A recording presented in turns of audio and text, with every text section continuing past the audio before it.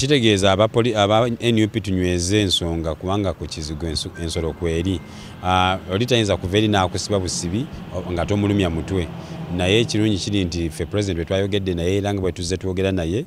aba NUP n'Abannayuganda bonna bamanye nti kyonna kyonna kyekigenda okukola kigenda kubanga kya mirembe si kyakutabangula ggwanga si kyakutabangula mirembe gy'abantu balala naye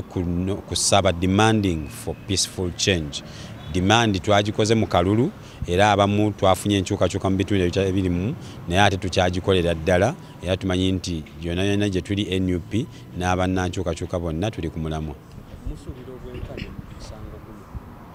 Obwenkanya balwanirira bulwanirire kiringa eddembe lyonna balwanirira ddwanirire so naffe nga Bannayuganda tusalawo okukozesa kooti kubanga y'emu ku ngeri ez'emirembe ezikozesebwa. Ffe tuweewaze nnyo era tetugenda kukemebwa kulwanirira ddembe lyaffe nga Pulezidenti Museveni bwe yalwanirira ng'agenda mu nsiko. Tugenda kukozesa ky'oyinza okuyita